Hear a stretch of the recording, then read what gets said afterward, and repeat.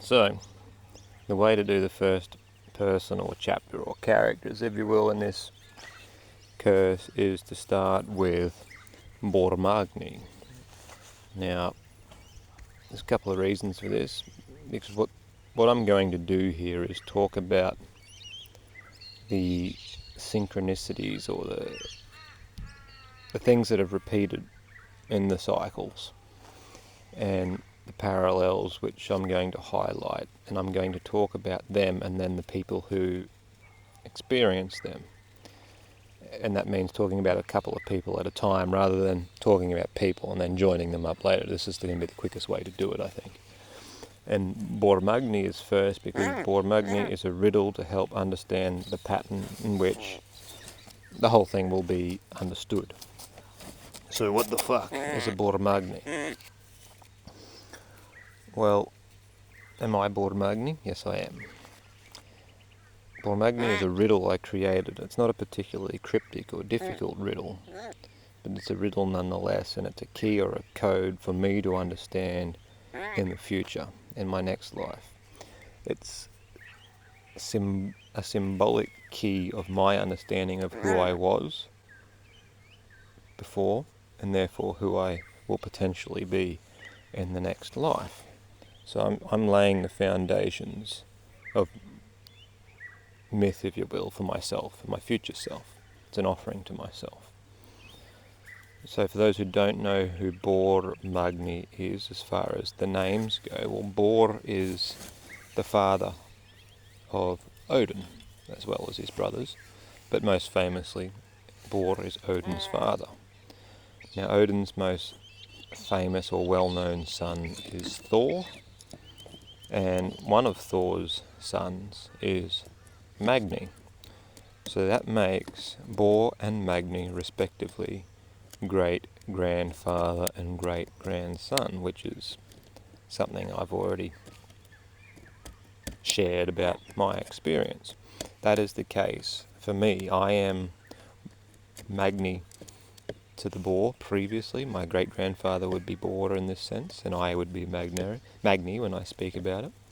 But I am also Bor in the sense that I am going to be the great-grandfather to my great-grandson, Magni, who I expect will be the vessel for my new afterlife.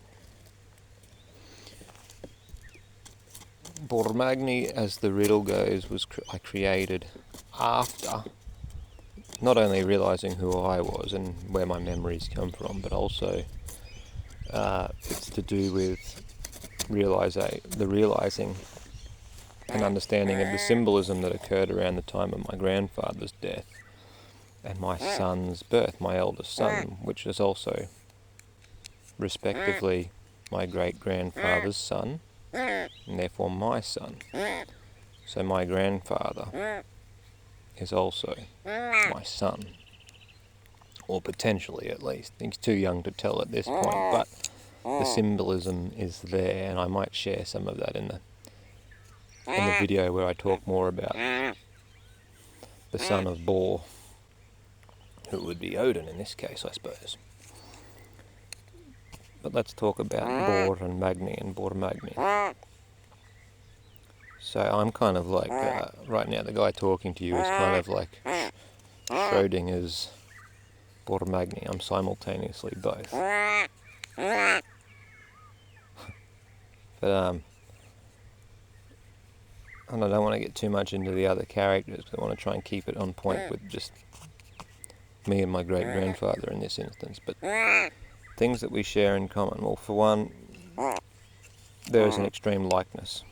As in, you look at photos of myself now versus photos of my great-grandfather.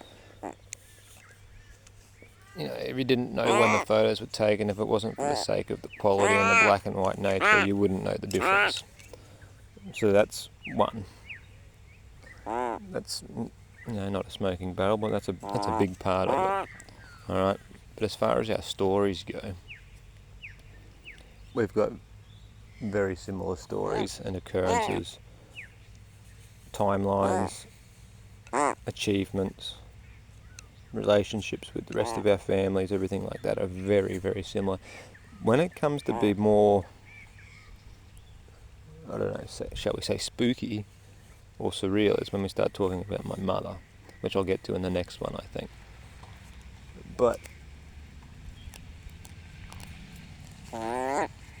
my great-grandfather and I both were more or less raised by our grandparents,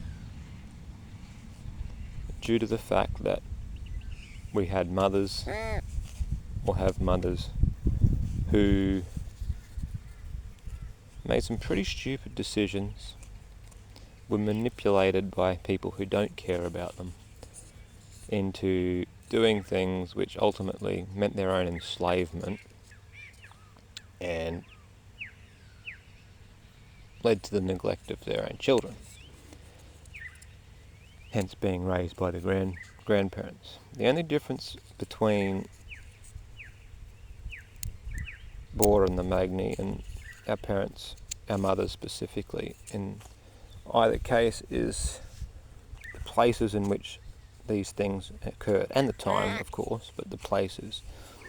But as far as migrations that occurred, the migrations were the same kind of distances, and the whole running away and returning of the mothers and all this kind of thing is pretty much the same story.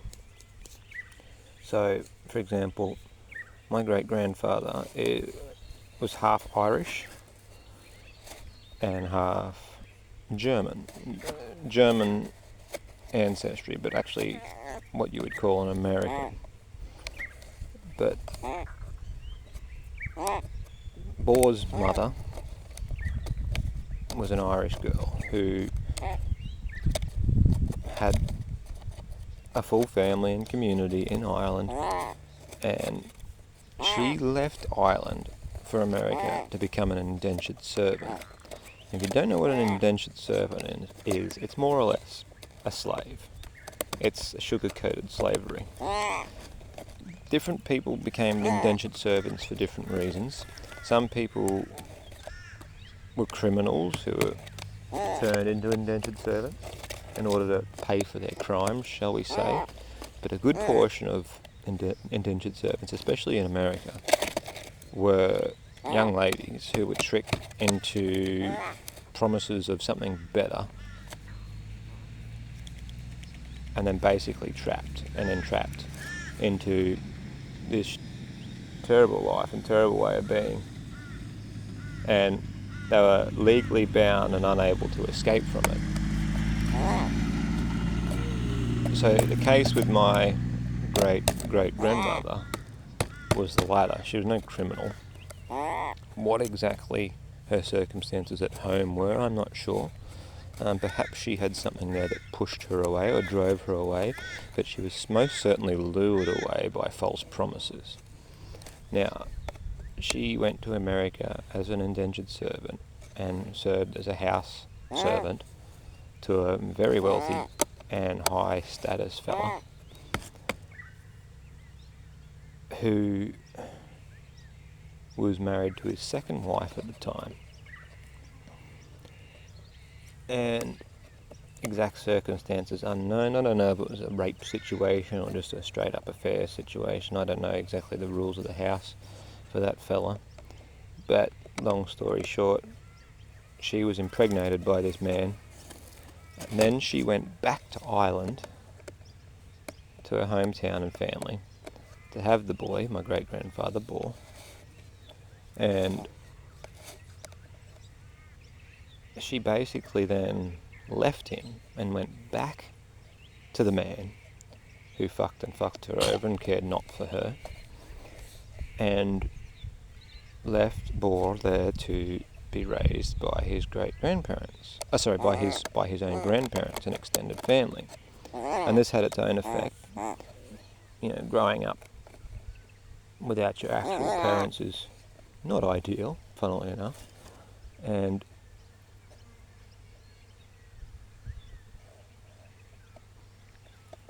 the outcome of that kind of a childhood meant him feeling the need to go and create something better, go and start fresh and have a good life elsewhere. And that's what brought him to Australia. He was the migrant from Australia, to Australia from Ireland, and he came over with his wife and their family to very near where I live right now, and basically started fresh, creating a family, creating something from scratch, all by themselves, with no help, and all with the best intentions. Now I'm going to stop there as far as BORR goes, and now I'll continue with Magni's story, and let's talk about how it's similar. Magni being the fellow talking to you in this case. Now, my mother was born and raised near to where I am right now, near to where I live. The fresh start, the great place, and everything provided by my great-grandfather through hard work and good intentions. By this point, there's an established family in our location. The family in which my mother grew up amongst was complete. She had what you call, by today's standards, a large family. Plenty of brothers and sisters, certainly not a lonely life. She had walking distance, had all the cousins, aunts, uncles, grandparents, even her great-grandparents for a portion of her childhood. Right? So she had everything she needed, just like BORR's mother did. I can only speculate what BORR's mother was driven away by. I have a better idea of what drove my mother away from her fucking more or less perfect environment. But I know for a fact what lured her away, and it was the propaganda that would have been on the television in the 70s, the promises and dreams of life in the big city. So she ran away from everything she had here to pursue a life as a strong, independent woman. Now she moved to the other side of Australia, which, she crossed the land instead of the sea. That's a difference. But the distance she travelled and the proximity from home she was removed by is very, very similar. Right now she moved to a place, and where she differs slightly from her great-grandmother is that she actually got married legitimately, but she got married to a man who didn't really care for her, who fucked her over, just like her own great-grandmother did, to a man who was not only the same way inclined, but also the same exact name. Not to my mother's knowledge at the time. She had no knowledge of the family history of her own great-grandmother at this point in her life. But she married a man of the same name and the same history as her own great-grandmother, which I think is more than just coincidence. It's somewhat serendipitous. Alright? So she tried that out for a while, and that didn't work out very well. So she ran away from that situation back home, just like her great-grandmother did, with the baby, which is I. And while she didn't run all the way back home, or back away to the man she was fucked over by, she pursued another man who was arguably worse and cared less for her, and more or less abandoned me in order to be with this other piece of shit, therefore leaving me to be raised by my grandparents, which is a somewhat similar situation. Now, what's different about BORR and Magni in this case is BORR never saw his mother again. My situation's arguably worse because I would have been better off if I never saw her again, but instead she was mostly absent for my formative years.